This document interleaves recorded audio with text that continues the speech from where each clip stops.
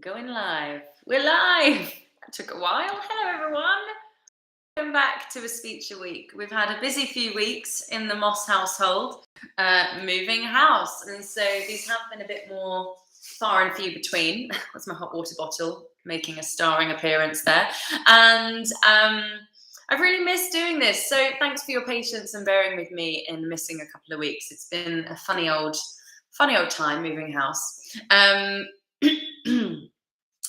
And I thought we'd kickstart back with the epilogue of King Henry VIII. So I was flicking through my complete works, one of my many complete works, and I was like, what do we do? What do we look at today? And then I had a big square around this epilogue because it's brilliant. And I thought, you know what? Let's do that. I've got a few students today, and I thought it was short and sweet and a nice bit of fun for us to have a little tuck into. And a lovely, a lovely note on women.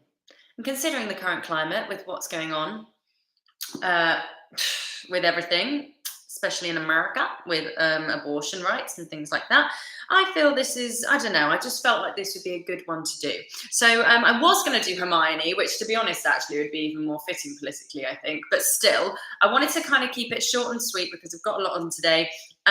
And I really enjoyed this. So I actually spoke this epilogue when I was a few years ago now, back when I did, where did we stick it in? It was Two Gents, actually, because the ending of that is a little bit like, the director added in some lovely other lines from other plays, and this epilogue was actually included in the show as an epilogue.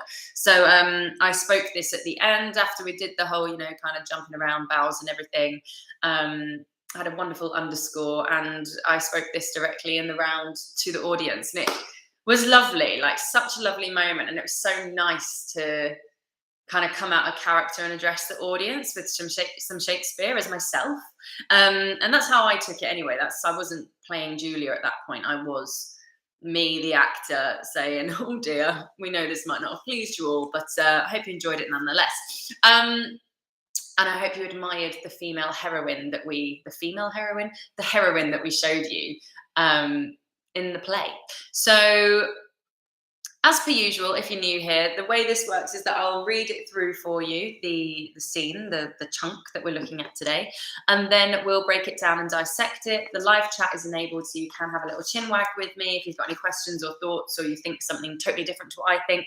Everything is valid. It's really important to accept what your initial reaction or understanding is of Shakespeare, and then work from there. Everyone's going to have a slightly different interpretation because we're all different people, and that's okay. That's a good thing. So it's about navigating that and figuring out what actually works and what your character is truly saying and how that relates to you as the actor being that character. So let's give it a go. I went to read it earlier just as a quick practice, and I think I only got to that's witty, so I only have read half of this. So let's see what happens. Also, I am sat down on my floor today. I have no chair or desk currently, and this is nowhere near strong enough for me to sit on. And if you are on my Instagram, feel free to follow me. I was balancing my laptop on my guitar case earlier in a desperate bid to have a bit more of an stood up thing, eyeline thing happening. And I just didn't want to risk it. I was feeling confident, and then it wobbled, and can you imagine dropping and smashing a MacBook on the floor? I would just weep. So here we are. You're on a box and I'm on the floor. This is the epilogue from King Henry VIII. Here we are.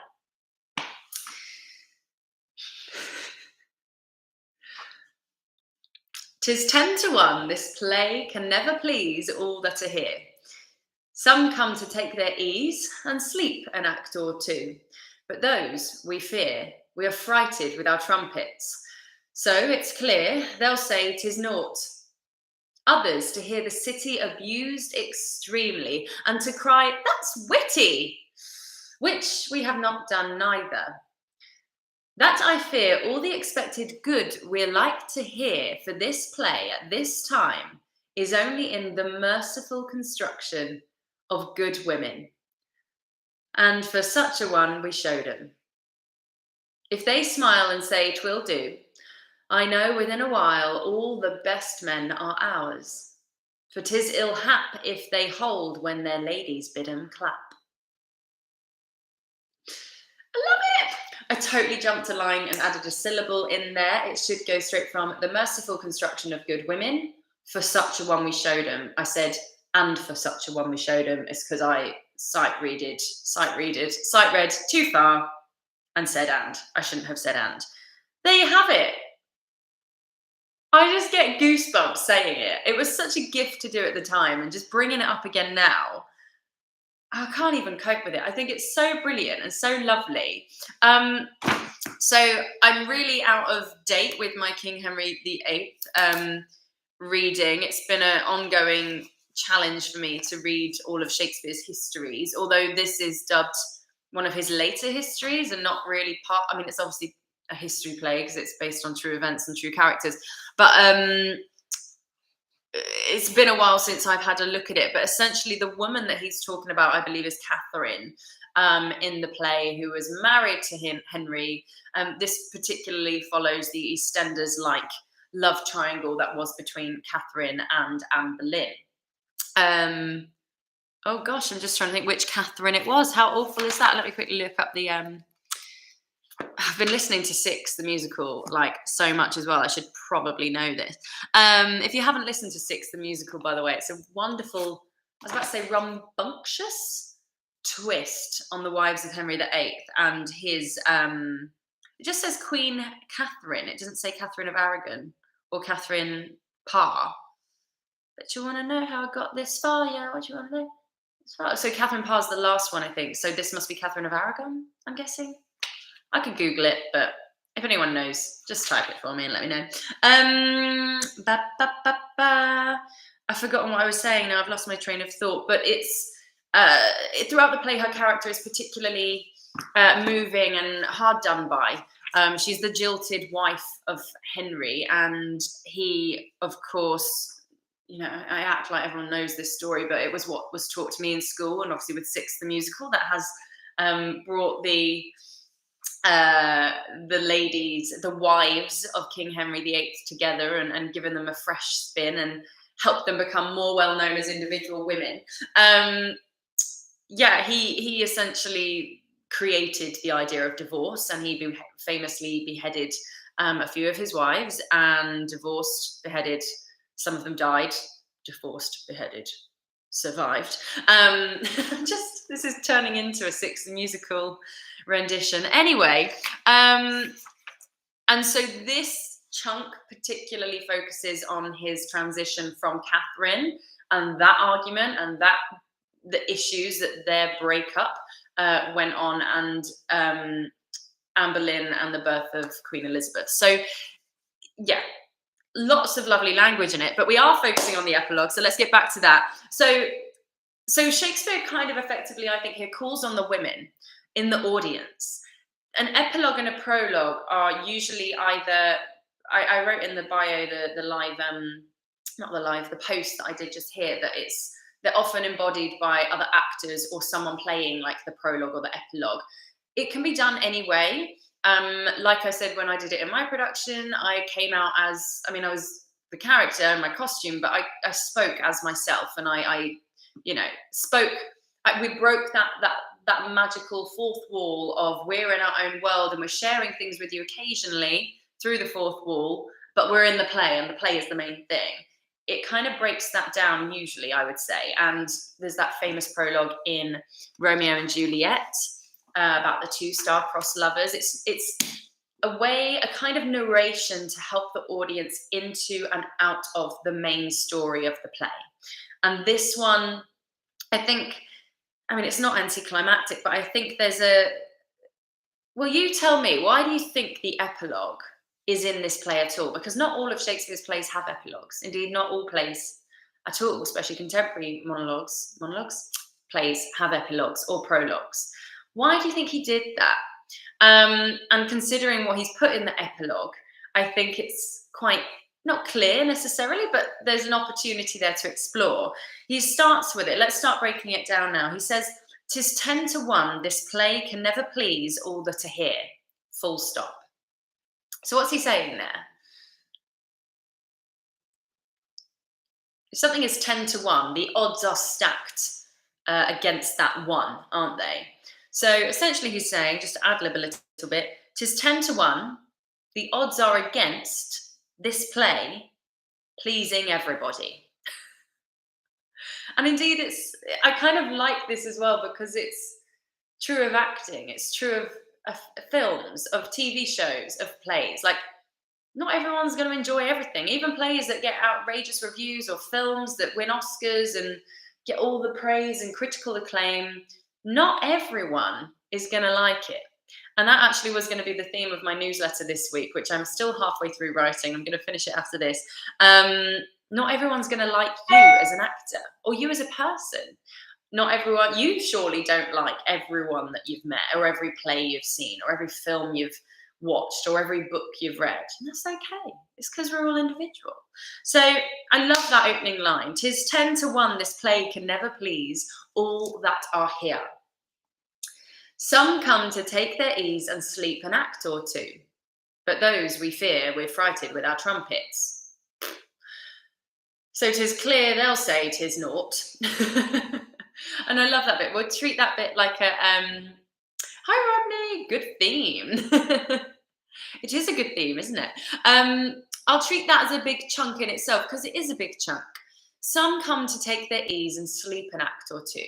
So similar today, some people probably don't really enjoy Ascot, the races, but they go for the social proof and the social acceptance that, it's a wealthy hobby, or go to polo, but they only go to polo to network. Do you know what I mean? I'm thinking of the upper classes here, perhaps. Maybe this is a little jibe at them. Some people come here to rest because they don't have any other time to do it, and sleep. Some people come to the theatre to sleep. So I'm thinking more of as well the people that are sat down, perhaps, maybe not the groundlings who are stood up, who I think would be the best audience, the better audience members.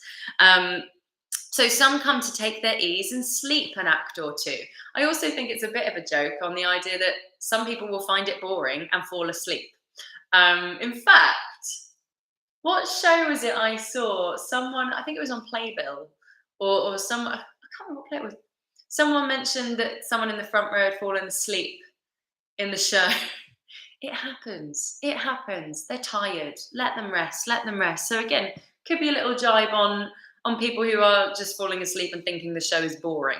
But those we fear, we have frighted with our trumpets. So if you're asleep and you're woken up with trumpets, that's not good, is it? And he's saying here, we fear we have frighted them with our trumpets. There's a lot of fear, actually. He says it again later on, doesn't he? So 'tis clear, so 'tis obvious, so 'tis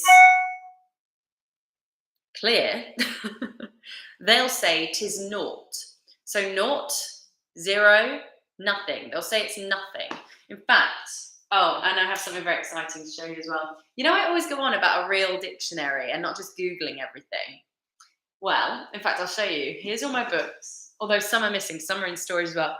Plays, books, all my musical theatre work here, my voice work, my accent folder, my voice work. And here I have, that's Hermione's speech, which we were going to work on today. My dictionary! I have my hard dictionary, finally! So, let's look up naught, shall we? Our cupboard's a little bit temperamental, it doesn't like shutting. But to me, that means they're going to say it's nothing. It's nada, zilch, 0. Gosh, there really is nothing like looking in a dictionary for real words. Forces you to get better at spelling as well, I've discovered. And the alphabet A, B, C, D, E, F, G, H, I, K, L, M, N, O, P, Q, R, S, T, U, T, U, V. Nourishment, nous, nouveau riche.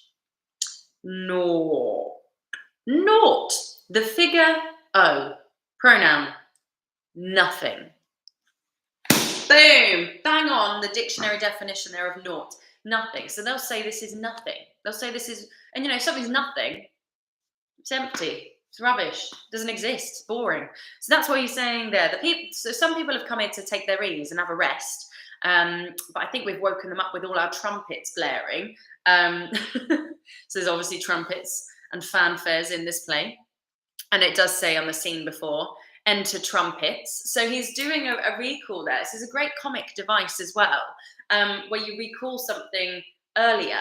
And maybe by scene 5, those trumpets, Shakespeare's put those in because he knows it's been a bit of a long one. Let's be honest, Shakespeare's plays aren't the shortest. So again, he's making a quick joke and a reference to something that's just happened, which I just think is brilliant. Have frighted with our trumpets, so 'tis clear they'll say 'tis naught. Those people won't like this play. He's elaborating on the different kind of people in his audience. And then he says, others to hear the city abused extremely and to cry, that's witty. So some of you have come to take your ease. Some of you have come to hear us criticize the government, the court, the kings and queens of the time, the historical people in our country, to criticize the country. Abused extremely, it says, and to cry, that's witty. That's witty. If something is witty, it's funny, it's clever, it's wonderful. Just like this epilogue. I feel like crying, it's witty with this epilogue. It's wonderful. And then he says, which we have not done neither. So he doesn't really, people will have different opinions. And again, like I've said, we're all such strong individuals in this world. We all gravitate towards different kinds of people and characters and things. So I might really actually hate Catherine, but think Henry is right to do what he's doing. And so is Anne. But, there could be so many different takes and likes towards these characters. And what I think he's saying here is that, I've kind of lost my train of thought on that, but what I was trying to get to is the fact that some of us maybe wanted to have a comedy, something really fun and fresh, and to be able to cry and crack jokes at the government and the court and everything. But we haven't really done that. So what he's saying here as well, I think this is what I was trying to get to around about the houses. He doesn't really, there's victims and villains in this play for sure. I do want to read it again, so I'm extra fresh on it.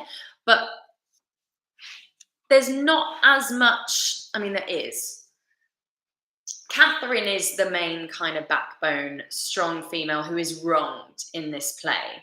But I do think there is a sort of kindness, and at the end, this kind of,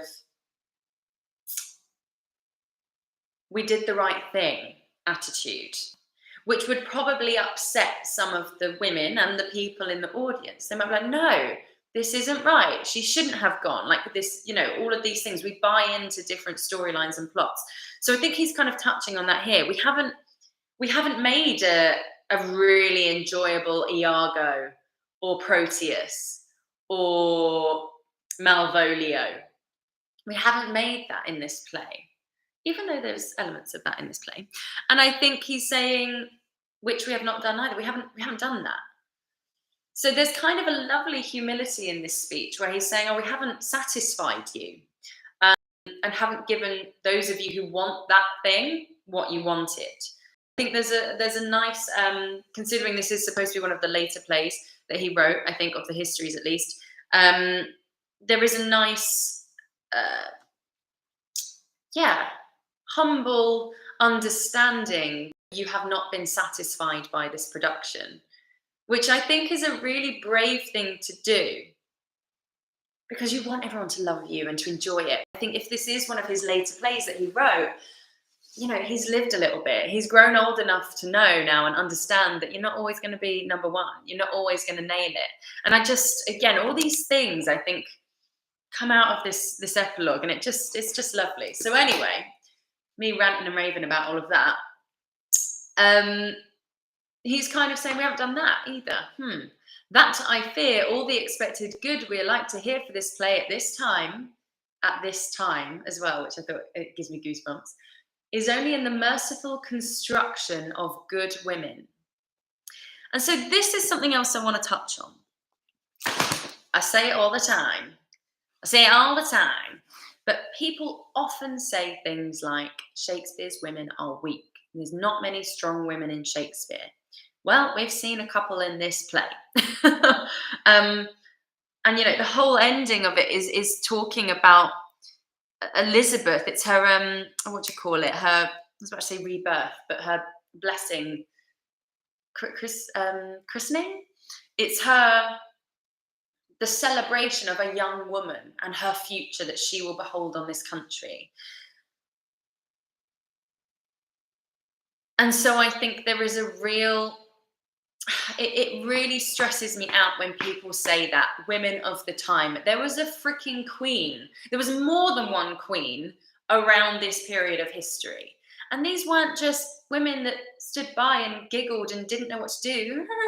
These women were freaking powerhouses. And not only that, in Shakespeare's plays, these women are powerhouses and multidimensional, multifaceted, real people.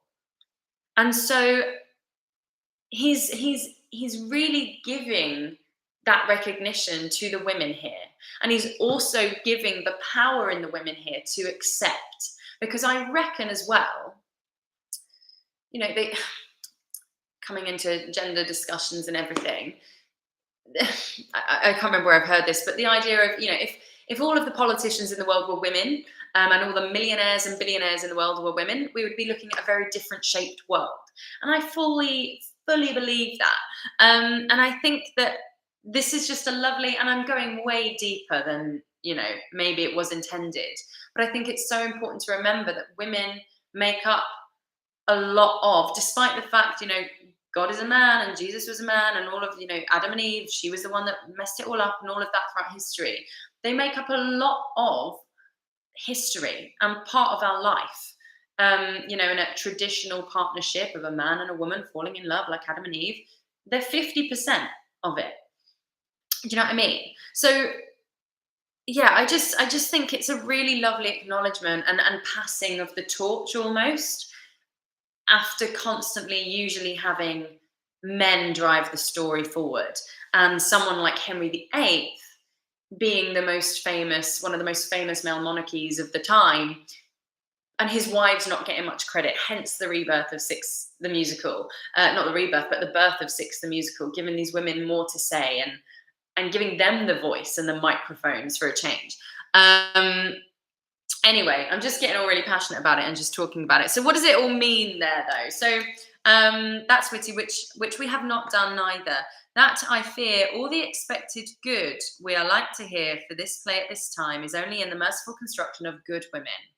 So I fear that the only, all the expected good, all the good things we're going to hear, all the good reviews, all the good chat after the show and the ambling afterwards as you leave the theatre is going to be from the women saying, yeah, I saw a really good character there in Catherine. And there's going to be this alliance and sisterhood present. And he's drawing on that. So never underestimate that when you're studying a female character in Shakespeare's plays, that moment where there is an acknowledgement of the females in the audience. I talk about this a lot as well with Emilia in Othello. But I do think it is their husbands' faults if wives do fall. It's one of my favourite speeches of Shakespeare's purely because at the time, and I've talked about this before, but I'll say it again because it was a while ago now. At the time, yes, a man dressed as a woman saying these lines, but nonetheless, a woman, when you watch a play, you don't question, you buy into the magic usually, if it's acted well and written well. A woman on stage, man dressed as a woman, but a woman on stage, saying those things to the women in the crowd and the men. Let husbands know their wives have sense like them. They see and smell and have their palates both for sweet and sour as husbands have.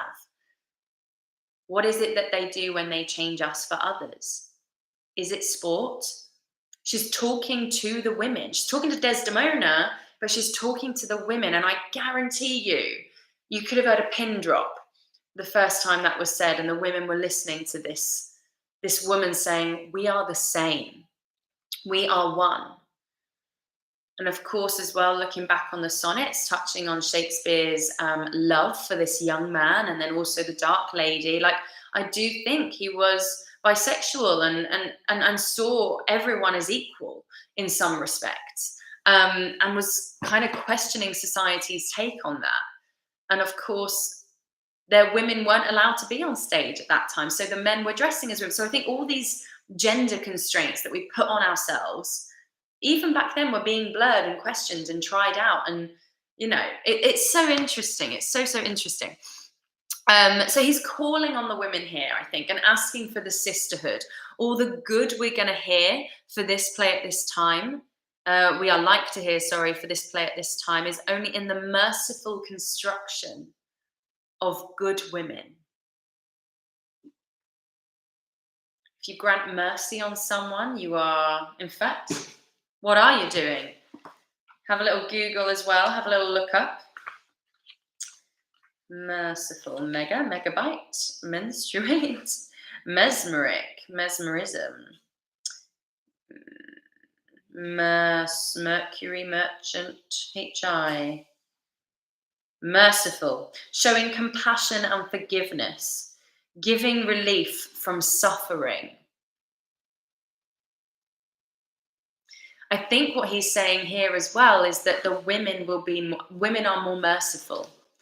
And I think the women will relate more and be probably the more strong audience members, in that they have bought in so much to Catherine's demise than the men would understand with, Henry VIII, because they do that all the time. And I'm speaking generally, of course, here, but of the time, sexual double standards were a massive thing. They still are today, but it was commonplace for men to have the power and be able to pick and choose who they slept with and impact these females' lives to such a point.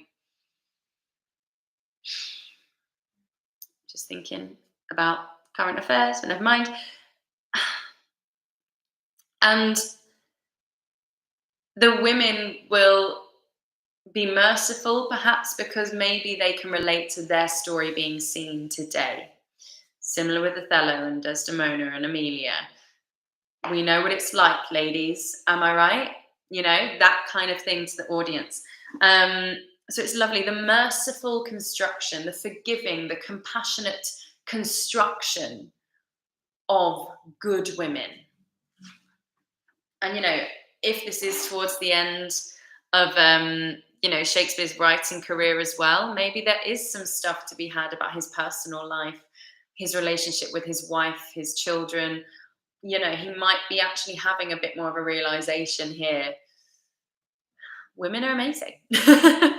So anyway, these are all thoughts and things I didn't necessarily plan on talking about, but these are all relevant thoughts to me if I was tackling this now as an actor. So he's asking, he's saying he suspects all the expected good we're about to hear for what you've just seen is going to come from the merciful construction or understanding or building from good women in the audience. And in fact, there's only one full stop in my edition anyway at the start, and the next one isn't until here. For such a one we showed him. Oh, love it.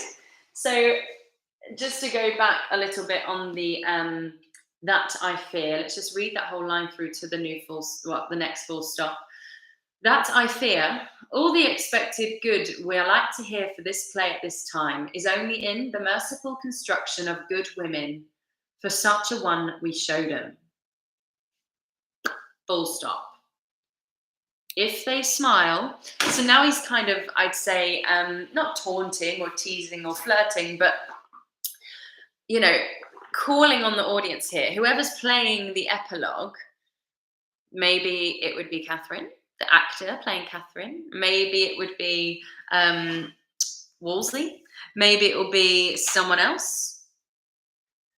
I'm just having a quick scan of the list. Could be Anne. Who knows?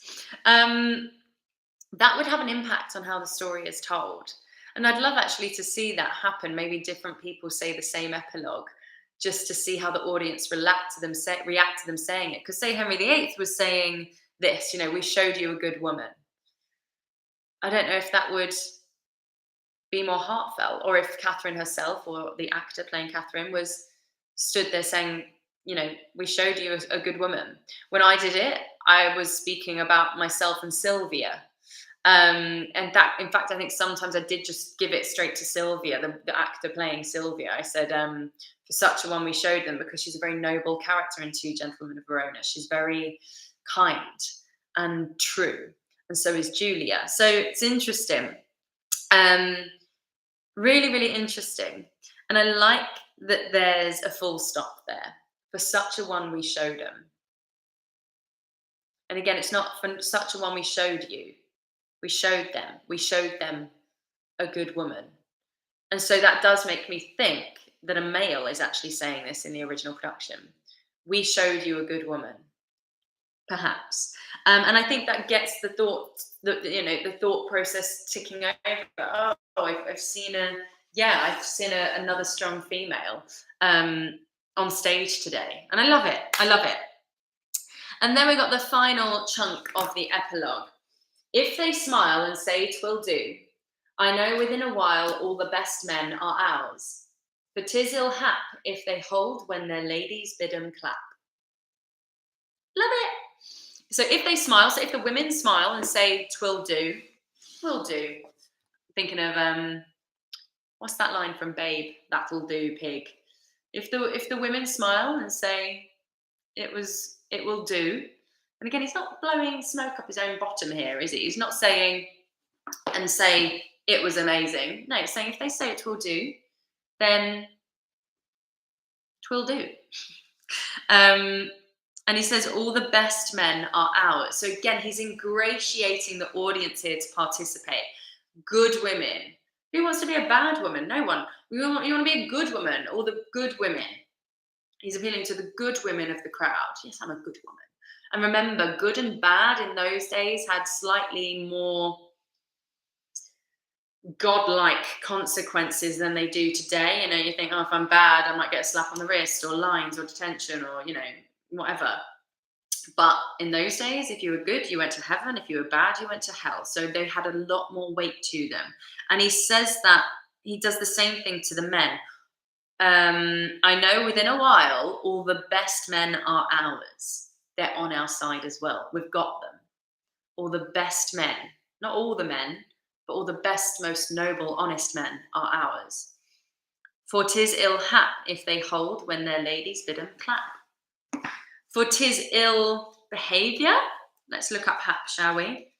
H-I. Does anyone else have to sing the alphabet when they're looking through the dictionary? Or is it just me? L-M-N-O-P. There we go again.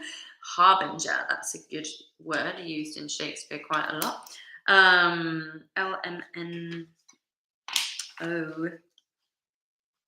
Oh. Stop it. It's not here, is it? Here we go.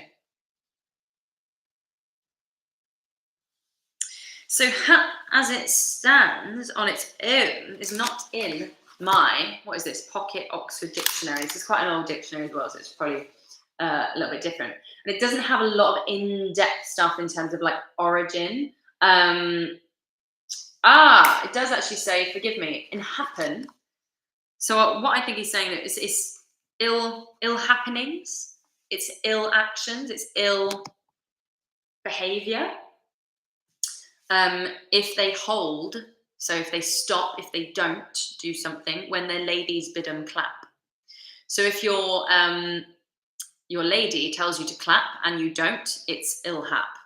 Do you know how I go backwards sometimes through the line? Worth bearing that in mind. So if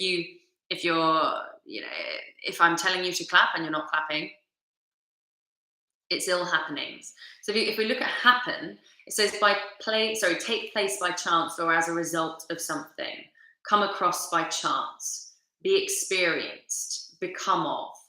And from the origin, it says here Old Norse chance. So I put again bad chance, and he's talking about chance a little bit at the beginning. 'Tis 10 to 1. So it's interesting, isn't it? He's talking about the odds. It's ill odds, I would say. Ill odds if they hold when their lady bid them clap. Interesting, huh? Interesting.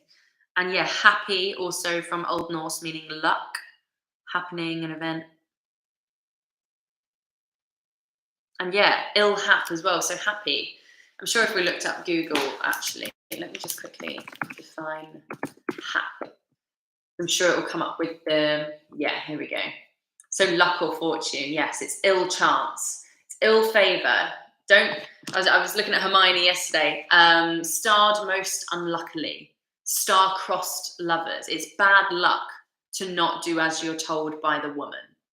That's what he's effectively saying there. Thereabouts. So what do we think? What do we think of it? Let me know. It's so delightful. Honestly, I think it's real joy, and I think it's playful enough to be light, but I think it's kind of saying, listen to the women. Listen to the women. If they think it's okay, then clap. I know we maybe haven't satisfied all the men in the crowd who wanted blood and guts and gore or whatever, I don't know. But here we are. And I'm sure this story will resonate more with the women in the audience, the good women in the audience. So there you go. So there it is. Let's give it another read and then we'll wrap up for today. So this is the epilogue by King Henry VIII, well, by Shakespeare from King Henry VIII. And I'm going to try it slightly differently. I don't know what I'll do, but let's just see if I can do it slightly differently. 'Tis 10 to 1 this play can never please all that are here.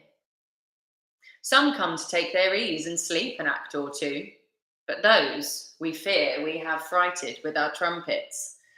So 'tis clear they'll say 'tis naught. Others to hear the city abused extremely and to cry, that's witty, which we have not done neither. That I fear. All the expected good we are like to hear, for this play at this time is only in the merciful construction of good women. For such a one we showed 'em. If they smile and say, 'twill do, I know within a mile all the best men are ours. For 'tis ill hap if they hold when their ladies bid 'em clap. Bow. Clap, clap, clap, clap, clap. It's tricky. It is a tricky one. I did something that I would never recommend you do, but it was useful as an experimentation, and this is a safe space to experiment. I said they'll say 'tis naught. I made a one syllable word into 2 syllables. I would never say do that unless it's like really helpful for the character and a bit of fun, or part of your rehearsal process. They'll say 'tis naught. Naught. It's 1 syllable. Shakespeare's all about the syllables and the rhythms. He knows what he's doing. Try not to interfere with it too much. But that was interesting, huh? I think there's so many different ways to do it, and I do think it is a challenging thing to say and do. But have a little play with it because it is really interesting. I didn't honour all the enjambments at all in that edition, especially, and I feel like I rushed the lovely long lines a little bit too much, but that's what this is all for. It's all for rehearsal and practice and exploration. So have a try saying it out loud yourself. It's such a good speech. I wouldn't recommend this for a drama school speech or anything like that, but do have a little bit of a play with it. And it says, sorry, joined late. I'm so ashamed. Don't be ashamed. I didn't actually tell you what we were doing. We were looking at the epilogue from King Henry VIII. So have a little watch back because it's a really good one, Ernest. I love it. And yeah, it works beautifully, I think, with some other plays as well. You could pluck this on the end of any of the, well, not any, but some of Shakespeare's plays for sure, and it would work excellently well, I would say. I will watch as soon as it's posted. Brilliant. So yeah, that's it. Any questions, as always, let me know. Thanks for letting me keep this one short and sweet. I do appreciate it. Time is of the essence these days. And I'm going to get ready for my students now. I'm really excited. Have a wonderful rest of your day. I will see you all very soon. Newsletter is dropping today, along with the schedule, finally, for all of this stuff. And we will be starting with Hermione next week from A Winter's Tale. In particular, Oh, where's my complete works? It will be one of the very famous scenes from A Winter's Tale. And we will be also following on from that, looking at Paulina too. I can't find it. For some reason, I can never find. There it is. Gotcha. We will be looking at Act 3, Scene 2. Cecilia, a court of justice. Enter Leontes, lords and officers. Enter Hermione, her trial. As to her trial, Paulina and ladies. We are going to be looking at, since what I am to say must be but that which contradicts my accusation, onwards. And we're going to look at a chunk of that next week, and we will move along, but the schedule will tell you all. So I'll add that to my YouTube posts, and I'll add it to my website as well. Good to see you. I'll stop talking. Enjoy the rest of your day and your week, and hope to see you all very soon. Bye for now. Oh, hang on. 10 to 1. Contrasted, Rodney's added a note. Contrasted with listen to the women on applauding makes me wonder about the percentage of women likely in attendance. Was the script saying find a woman in the audience and respond the same? Brilliant thought. 10 to 1 contrasted with listen to the women on applauding. Just 10 to 1. Yeah. So what you're saying is the odds are that most of you won't like it. But really, so what you're saying, but did it contrast though? Because if there are the odd, the average ratio of 1 woman to every 10 men in the audience at that time, then it's not contrasting, is it? But you're absolutely right. I assume there would be a bigger balance, but actually there probably wouldn't be, because traditionally, especially at that time, women were having to nurse the children and people were sick and all sorts of things. I can imagine. That's really, really interesting. Lots of women in audience or comparatively rare. Is that known? I don't know. I would assume, similar to like today though, like just because I'm thinking of athletes, again, I always think about athletes. I'm obsessed with athletes and triathletes and CrossFitters. I think a reason a lot of women athletes are knocked out is if they decide to have children or not. Do you know what I mean? Like that's going to affect their training for 9 months plus postpartum physical symptoms and everything. Like, and I don't want to say traditionally women are meant to stay at home with the children, because that's absolutely not the case. But I think from a physical perspective, you are the one breastfeeding, you are the one having to do all of that stuff. And I can't imagine they would have let many children into the audience or babies into the audience at that point in that time, maybe, or maybe they did. That's a really, really good point. I'm going to try and find that out. That being said as well, Queen Elizabeth did see some of Shakespeare's plays. Like she would have been in the audience at one point, and a female queen would have ladies in waiting. So her crowd, most of her people would have been women around her, although of course there would have been male advisors and everything. I think that's really, really interesting.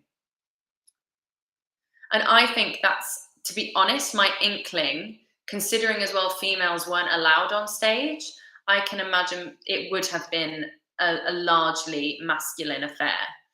Male-dominated affair in the theatre. 100%. Which makes, films like Shakespeare in Love all the more delightful. Really interesting. Excellent question. And I think Shakespeare's clever enough to not contradict himself there or contrast with it. I think he's being honest. And yeah, I think that's, I'm rambling now, but I think that's the case. I think it would have been, an average ratio of 10 men to one woman in the theatre at that time, perhaps. But yeah, let's see if we can find that out. I'll do some digging. Thank you so much. Excellent last minute question and thought there, Rodney. I'm well chuffed with that. Thank you. Gosh, it's just makes me think back to that time. I get so many goosebumps and just thinking, gosh, what would these women have been thinking and feeling at that time? And that's probably why he put the epilogue in, because most of the crowd were men, and they would have been a bit like, oh, this is a story about him between women. Do you know what I mean? She's not dressing as a man to do anything. Like, you know what I mean? I don't know. Anyway, I'm rambling. You got me thinking. I've got to go and get ready for my next student. I will see you soon. And Rodney, I've got to drop you an email. I got back to Ernest yesterday, and you're on my list today. Ernest, it's held your comment back for review. It says, Ernest says, I'll give you 10 to 1 odds that there were not too many women in attendance. I agree. And I love that YouTube stopped that comment going up because they thought you were probably being rude about women. Anyway, right, let's go. Really good to see you. Thank you so much. I will see you very soon. And yeah, lots of love. Until next week. And Hermione. Bye.